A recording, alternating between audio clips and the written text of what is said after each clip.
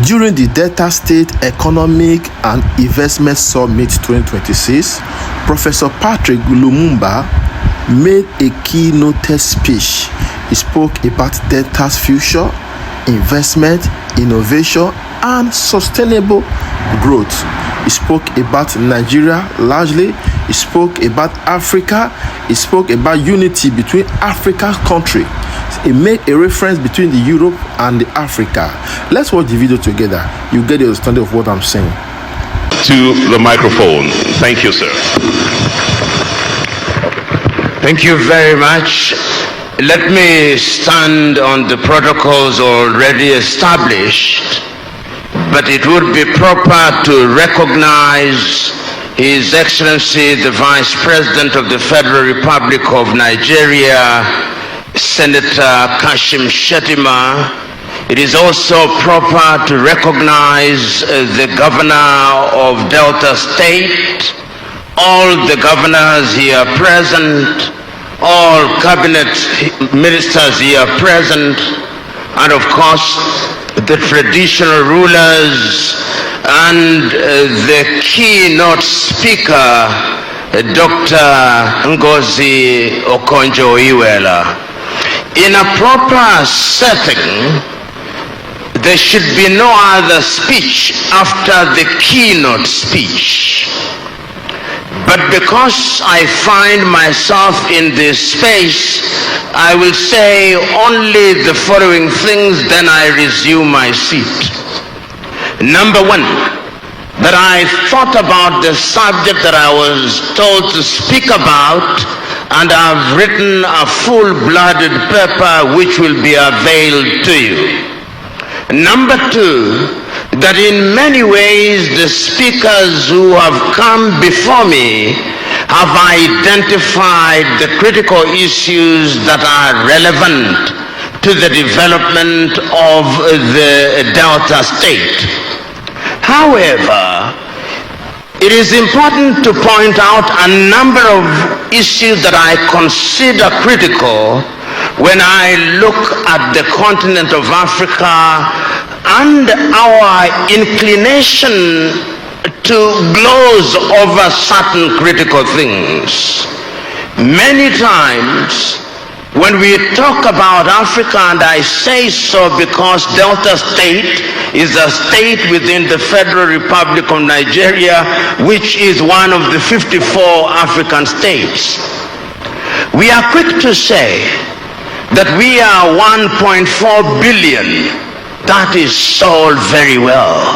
But the question that we must ask ourselves is, what are we doing about the 1.4 billion?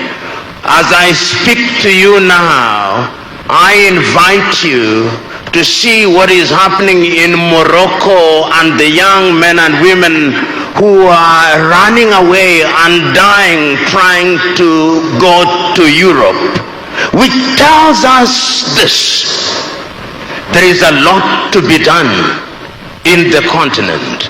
And that is what gladdens my heart, that in your own small way here in Delta, recognizing as you do that Nigeria must be built state by state, you are beginning to recognize the areas that ought to receive attention. You are recognizing that oil must be utilized. And you, Mr. Governor, did tell us that you are aware of what the Norwegians have done, that they now have a sovereign fund of nearly 3 billion or 3 trillion United States dollars. The question that you must therefore ask yourself, will you do that here in the Delta State? We have been told that when we talk about oil in Nigeria, you are the oil state in Nigeria. The question is, are you using the oil resources and comparing yourselves not with other African countries?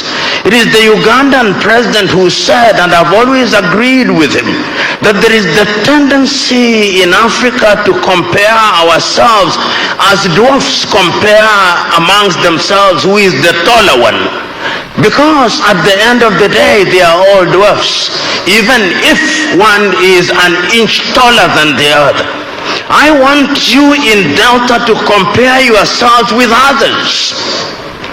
Your own country or your own state has an economy larger than over 20 African countries, a GDP larger than 20 African states. The question is, with all the resources that we have, whether we are talking about agriculture, whether we are talking about minerals, whether we are talking about oil, whether we are talking about pharmaceutical sectors, whether we are talking about the blue economy, what are we doing that is in keeping with the demands of the 21st century? The world now talks about the fourth and fifth industrial revolution. The world now talks about artificial intelligence. But I always ask my fellow Africans who are quick to talk about artificial intelligence, who controls the artificial intelligence that we consume in the continent of Africa? It is not us. It could be withdrawn in the twinkling of an eye, and we go back to the dark ages. So the question is, as you are here in Delta, having identified the critical areas and the strengths that you have as a people, what will we do? The keynote speakers reminded us of the Africa Continental Free Trade Area. And you know, when I look at the Continental Free Trade Area, and I look at the many writings about the Africa Continental Free Trade Area, it is not Africans who are writing. It is others. It is the Chinese. It is the Europeans. So that if you wanted an expert on Africa Continental Free Trade Area, you don't look to Africa. And that is tragic, Honorable Governor. It is equally tragic that in our interpretation and understanding of who an investor is in the continent of Africa, we still don't think that fellow Africans are investors. We think, and allow me to be blunt, that our investors must be Malaysians. We think that our investors must be Brazilians. We think that our investors must be Chinese. That is not the case. And I'm saying this because in the year 2018, I and others started something called the Pan-African Investment Movement. We have now visited 6 countries and we have told heads of state that even Africans with $100,000 each, $100,000 each, putting the money together are investors.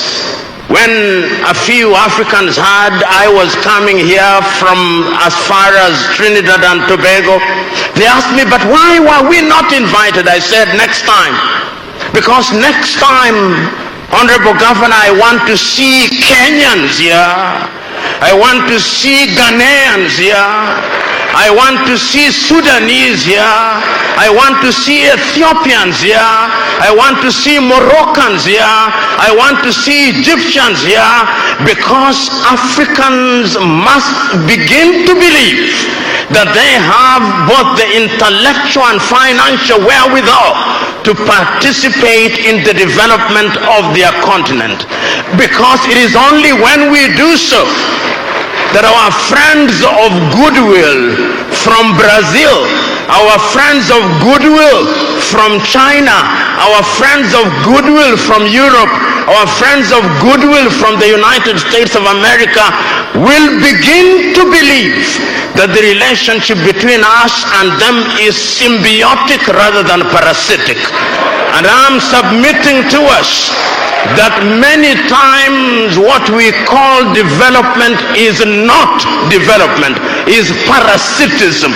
And I am urging you, my brother, as you serve as the governor of Delta, you are doing a good job.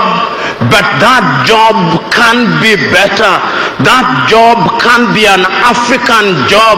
That job can give meaning to Africa Continental Free Trade Area.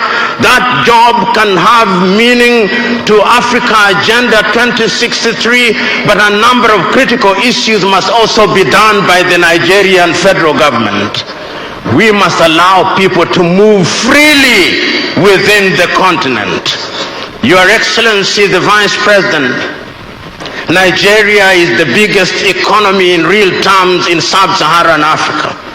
I look forward to the day when, if I'm an investor in Delta, I want to invest in the blue economy, I want to invest in any area, I can take my plane from Addis Ababa in Ethiopia and arrive here in Asaba without a landing and exit card. I look forward to that day. I look forward to the day when there will be no visa for an African coming to this country. Because when you are big, the expectations from you are big. When we talk about Europe now, it is possible to move from Bratislava in Slovakia to Lisbon in Portugal using one currency. But here I move from Nigeria, then there is the cedi. Then I move from there, then there is the dollar. We cannot run an economy where we are so fragmented.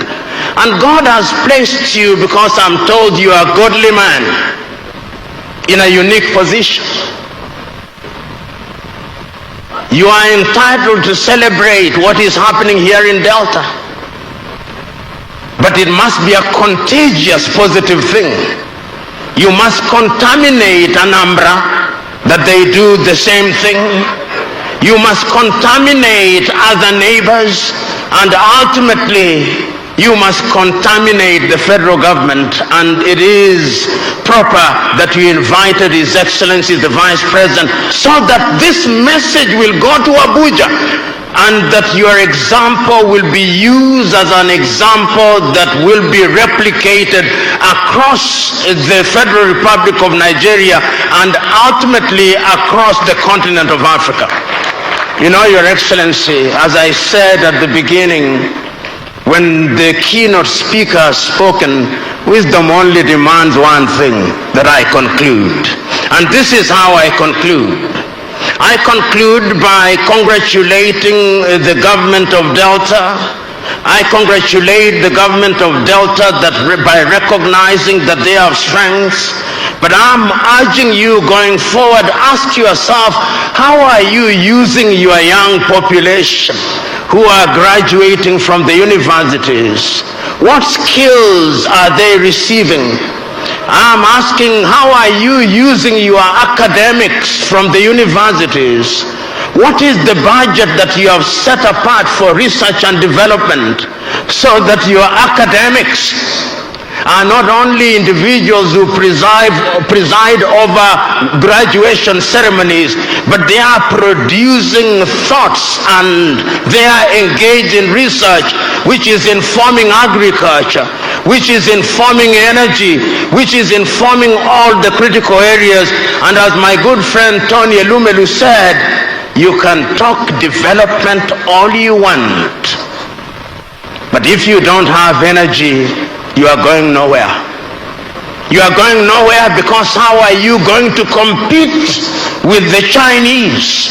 Let me give you an example, then I sit down. Nigeria generates no more than 5,000 megawatts of electricity. You lose a bit of it in distribution. China generates 3 million megawatts of electricity, which means that the seats we are sitting on, even if you wanted to produce them here in the Delta, people would still buy them from China because they are cheaper. I'm therefore suggesting that energy should be one of the critical areas in which you focus. And we now know that gas can be used in that area. We now know that diesel can be used in that area. And this is a good journey. And as one of your fellow Nigerians once said, and this is not gender insensitive, that a chick that will grow into a cock is seen on the day that it hatches. Even a hen that will grow into a chick that will grow into a hen is seen on the day it hatches. Delta looks good. Make it good. Allow it to remain good. Think beyond yourself in the knowledge that you are not successful until your successor succeeds. God bless.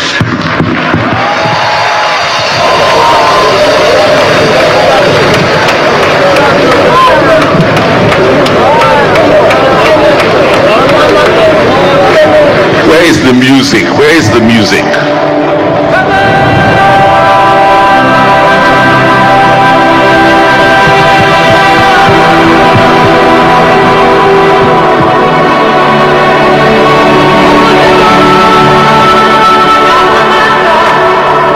Okay.